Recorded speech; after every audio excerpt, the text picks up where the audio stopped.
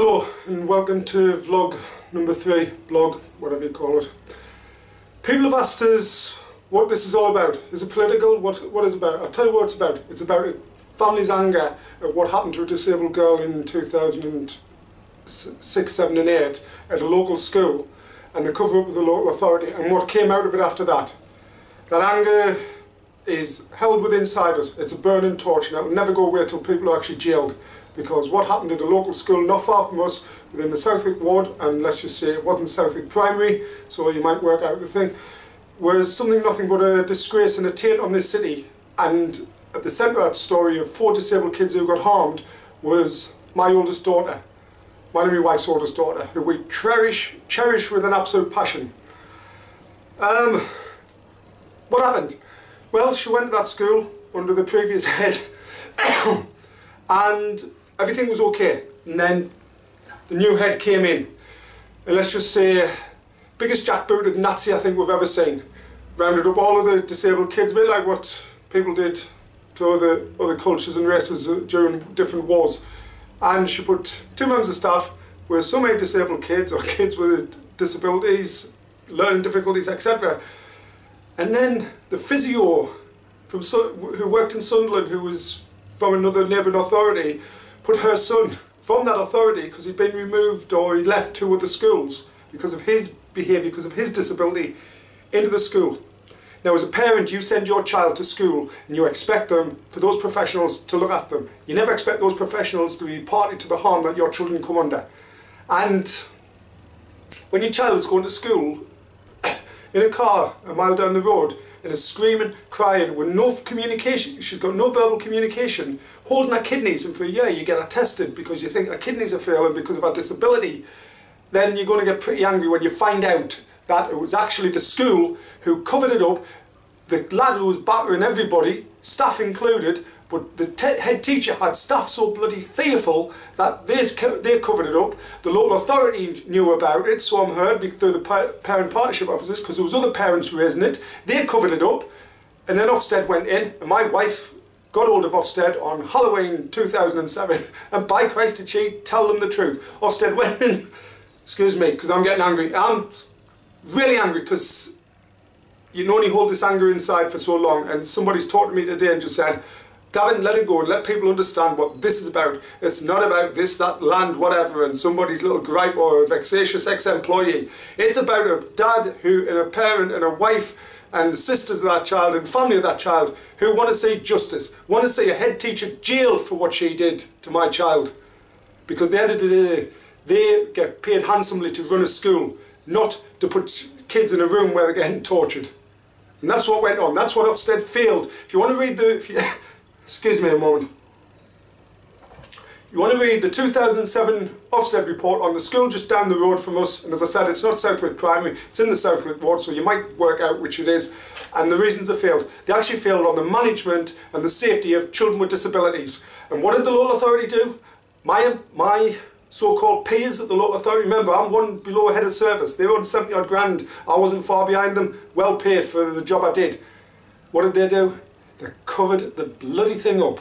From Chief Executive Smith to Helen Patterson, the director, to Linda Green, the head of standards and safeguard and whatever, to the head of safeguard who fled, to the point they brought Meg Bousted in from Durham, who was the biggest crock of whatever that this city's ever seen, because she was the one behind all the failures in 2015, along with various others. And with T, they covered it up. They made sure safeguarding from social care could not go in and do their job. They basically sidelined them and they put us through all the convoluted processes. Complain here, do this, go that. We were stitched up. And that head teacher knows what she got away with, but by Christ have I made sure she stayed in that school. Because that woman down that road needs to pay for what she did to 4 disabled children who could not fight back, couldn't come home and said, Mum, I'm being battered today because they don't have speech. But they were telling people in their own way, and we couldn't read the signs. But when we found out because some of the able-bodied kids actually were so upset by it, especially when the lad's on top of my daughter, kicking her.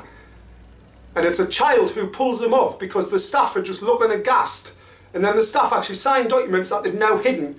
That's how bad it got. So I'm in working with these people, absolutely furious with what they did. I've got directors telling me to shut up. I've got heads of service telling me to shut up. No wonder I'm bloody angry. And my wife is too. So, and the rest of it. And then what else happened? My own head of service, Alan Caddick, that's what happened. We employed him, he turned up, and by Christ did he not only shaft me, he shafted the city. No wonder housing and the rest of it isn't built. But what he also did is he did a deal with Children's to get rid of us. Because the other side is he was cooking the deals with Wayside Women in Need because he lied to Cabinet, and I found out and knew that there was something amiss about it. And basically, whilst I was on the sick looking after my daughter, because the incident happened in 07, we were forced out of that school because she got battered again. After that, it was actually my middle child's birthday, or the youngest child's birthday, we got rung up by the head teacher to say, guess what's happened today, Mr. Elliott? And when she told us, I told the local authority, did they do anything about it? No, they secretly actually got the child out. And what we've also found is, on the day of said rain, the school actually hid the child concerned, because they knew if he kicked off in front of them, they were hung, drawn and quartered. The deputy head, Martin Nichols, who isn't there now, he's in another authority, I was actually gone on record to say, I was told by the head teacher to hide that child. And the physio still works in Sunderland, but she's told don't be around our building when Mr. Elliott and his daughter turn up for services. And I've seen that out, and oh, my blood boils. These people are professionals. They breach the Public Duty Care Act, they breach safeguarding, they breach everything along the line to save their own necks, so they're all still getting well paid. It's about money. And basically, you don't care about the kids, the sort of people I've named. You care about yourselves. And what also gets us is the politicians, certain politicians, Eric Timmins is one, sort of knew about this. And so did the children's politician Pat Smith, because she was also dealing with me and she knew about it. And then, as things went through, as Mr. Caddick ramped everything up, because what they try to do is, they try to play on the internal anger I had, because I'm very good at staying outwardly calm. And they wound me up at work once, because I didn't blow, but this one day in 2009 I did. And they tried to use it against us, but I turned it around and managed to save me job.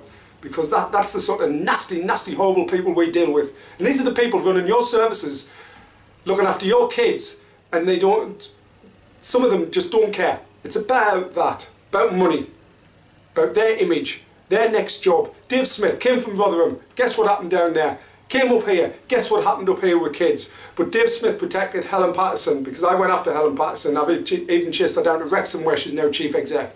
And I'll be chasing Dave Smith out of his little cosy hidey hole in Durham, because he's doing a lot of work in Sheffield, but he doesn't know. I know quite a lot of people in Sheffield because of the connections I've got. And I'll be making sure they know all about him. His mate, Jed Fitzgerald, is currently serving a charge for perjury. That's how corrupt these people are. They pass the little jobs around to each other, not giving a damn about the kids and who suffers. Sorry, wasn't expecting that. But maybe just take a breather.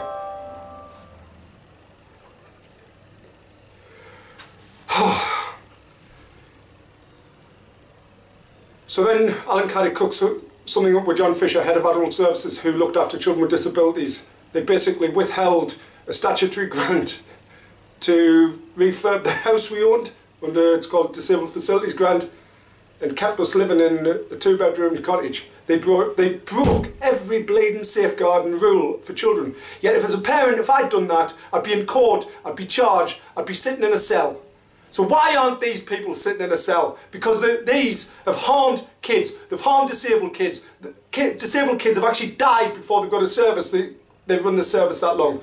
And you've got Graham Miller as the leader of the council now, sitting there going, oh, I know nothing about this. Well, unfortunately, Graham, 2012 you turned up as a portfolio for adult services after I was suspended.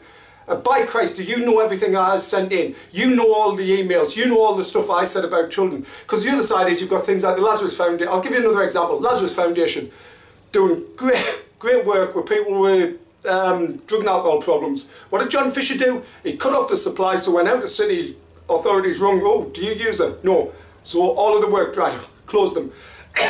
then they close them again, then they close them again. You can see a pattern with these sort of people. You know why it is? Because they can't control us, because we're actually free thinkers and do the right thing. It's not about money with us, it's about actually doing this thing for the right people who need it, the vulnerable people.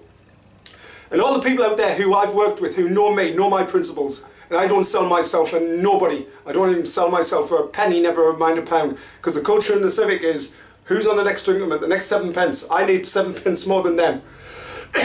And they'll stab you in the back for it, and they'll shop you and all. I was one of the cleanest officers in there, yet they got rid of us because I knew every damn dirty secret they've got, and now the secrets are actually coming out, because by Christ, am I going to make sure they're plastered all over this city. Angie Names, Alan Caddick, John Fisher, Neil Reevely, Dave Smith, Helen Patterson, Linda Brown, et al, the ones that are still in there. There's one who was in children's who the day I left the particular school said, "You do realise you'll have to come back for your review." My words were, "You do realise the state of mind I'm in, I'd probably jump over the table and kill the head." And she turned around and says, "Well, I'll be there." As though she was going to stop us. But I calmed down and just thought, this review ain't going to happen. Because I knew that at that point, you get a check, you get a rally, and I'm not doing time for these people. I'll harm them in other ways, the proper way, through the police. As long as Vera Baird keeps her bloody big nose out of things and does what she's getting paid for, instead of messing around and getting involved and helping friends. Because that's part of it. Julie Elliott knows this whole story when she came an MP in 2010, having risen through the ranks of the GMB union, who were the biggest corruptest union in the North East. And I'll put that on record, and I've told them and I've emailed them, so I haven't just made all this up. I've been at this for years, 11 years I've been at this, and there's times when they labelled me mad. Dave Smith tried to get me sectioned. He tried to get a approved mental health social worker into my house on my child's review, social care review, but he forgot. I'd sat opposite the person he sent, so I knew exactly what their jobs were. Hard luck, Dave, you're stupid. Stupid! And I'm coming after you. So this is what this is about. It's about justice. It's about things. Because if I can put things right for now, the rest of the officers know that the likes of me and others, the George Craigs of this world, we're all watching. The Len Lowes of this world. We're watching your actions, and basically we will out you. We will come for you. New Children's Services worked a lot better, but it's still got a long way to go. Be patient with it. Adult Services, good in the main since Fiona Brown took over. You can see the culture that Irene Lucas has brought in, but you've still got to get rid of some of the past historic people. One or two that are still there. Still the manager of the OT service. She knows who she is, and she knows who our mate was, who was sat in Debenhams today and looked at me, and then nudged our mate. "Oh, there's Gavin. Oh. You know who you are," and because these are the people. When I got suspended, I was suspended for misusing work resources, for rigging my colleagues to book appointments for my daughter, and then using the phone because I got out and about and I visited places, so I was always ringing the phone. No wonder my bill was higher than anybody else's, because you were all sat in the bloody Civic or in Leachmere on your backsides doing nothing but making decisions about people, decisions about people's lives. So when Graham Miller says he knew nothing about it, he's a liar. Because he knew everything about it, and he was in cahoots with Alan Caddick when he crashed the housing market last year to get rid of all these vulnerable people out of the services for one purpose only: to shut Claire Phillipson up, get Claire Phillipson out of the way, because he'd already planned his leadership, and he knew that we knew far too much about the deal that Claire Phillipson had and all of the other misdemeanors. Because there's another person who morally, and this is about morals and virtue and actual, whatever the word is, it's about that, and it's about these people not making a decision when actually you hold them up to the light and they're a bit transparent and a bit opaque and a bit wrong.